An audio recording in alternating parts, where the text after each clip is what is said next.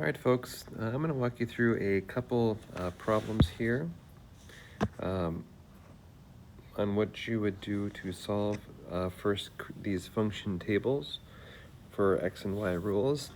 And then the next part will be to make a table from a rule and graph that table. So for the first one, pretty straightforward.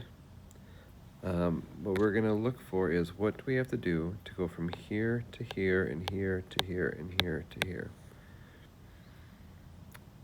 This one's one of your more basic ones. This is just one thing is happening, and what that is you're just adding 4 to x to get y.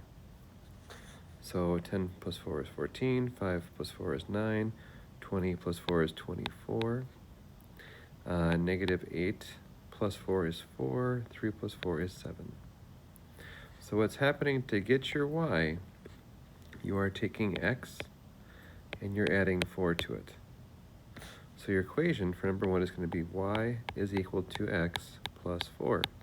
Whatever x is, you add 4 to it to get y. The one below it is slightly more challenging because two things are happening here. A lot of people will see, well, 10 to 25, so it means add 15.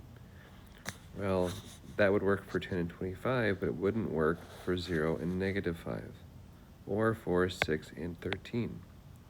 So whatever you're doing to x, it has to be the same thing for all of them. This one actually has 2 steps to it. For this one, what you're actually going to be doing is whatever x is, you're going to be taking that times 3, and then you're going to be subtracting 5. So if I take 10 times 3, that's 30, minus 5 is 25, 0 times 3 is 0, minus 5 is negative 5, 16 times 3 is 18, minus 5 is 13.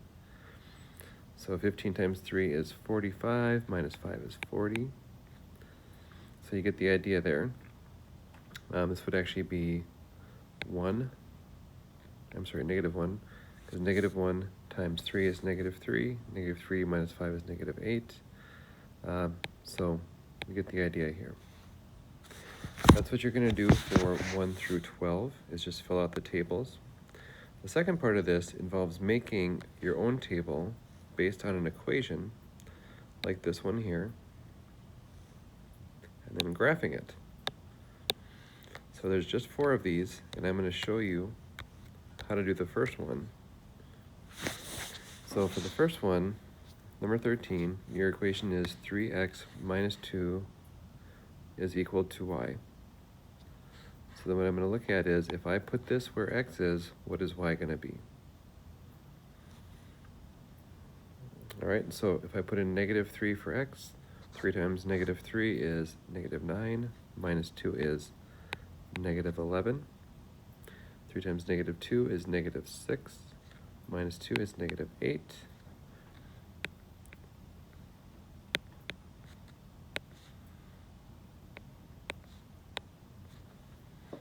And just like that. And the last step is to plot the points on the graph. Remember, this is the x, this is the y. So you want to plot all the points that will fit. Your first point is negative 3, so I go over negative 3 and down negative 11, so right around there. My next point is negative 2, and then down to negative 8. Then negative 1, down to negative 5, 0 to negative 2, 1 to 1, 2 to 4, just like that. And you'll see that if you do them correctly, what you should see is you'll have a straight line. And so when you're all done, your points should turn into a straight line. And so that's how you would do 14, 15, 16.